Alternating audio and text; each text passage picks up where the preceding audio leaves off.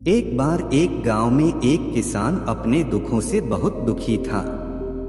किसी ने उसको बताया कि तुम अपने दुखों के समाधान के लिए गौतम बुद्ध की शरण में जाओ, वह तुम्हारे सभी दुखों का समाधान कर देंगे।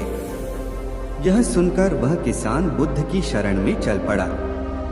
वह गौतम बुद्ध के पास पहुंचा और कहा, हे महात्मा, मैं एक किसान हूं और मैं अपनी जीविका चलाने के लिए खेती करता हूं, लेकिन कई बार वर्षा पर्याप्त नहीं होती है और मेरी फसल बर्बाद हो जाती है।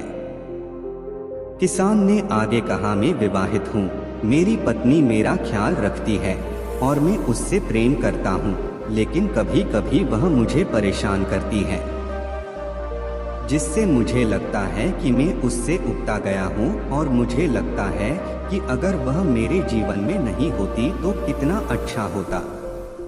गौतम बुद्ध उस किसान की बात शांतिपूर्वक सुनते रहे। किसान ने आगे कहना जारी रखा और बोला, मेरे बच्चे भी हैं, वो अच्छे हैं, लेकिन कभी कभी वो मेरी बात नहीं मानते और उस समय मुझे बहुत क्रोध आता है, लगता है वो मेरे बच्चे हैं ही नहीं। किसान ऐसी ही बातें बुद्ध से करता गया और उसने अपने सारे दुखों को एक एक करके बताया। गौतम बुद्ध ध्यानपूर्वक उस किसान की समस्याओं को सुनते गए। उन्होंने बीच में एक शब्द भी नहीं कहा।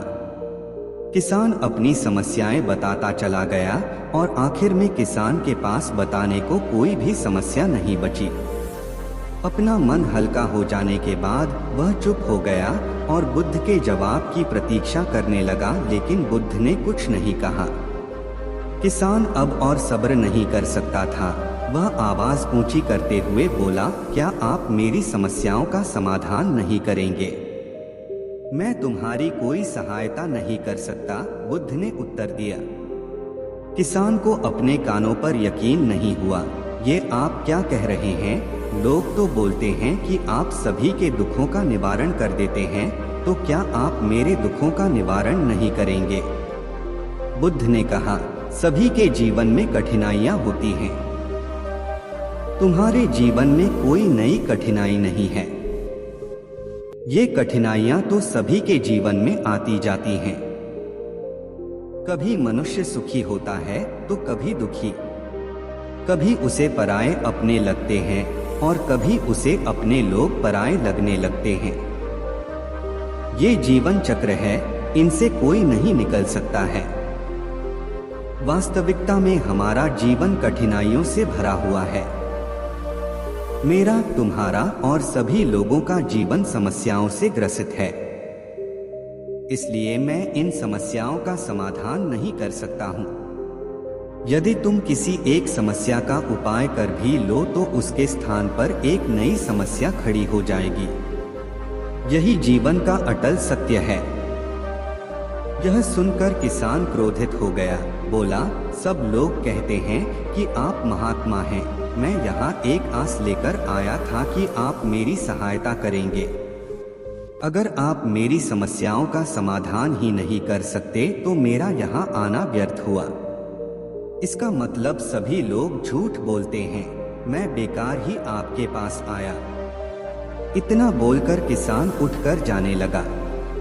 तभी बुद्ध ने कहा, मैं तुम्हारी इन समस्याओं का समाधान तो नहीं कर सकता हूँ, लेकिन हाँ, मैं तुम्हारी एक दूसरी समस्या का समाधान कर सकता हूँ।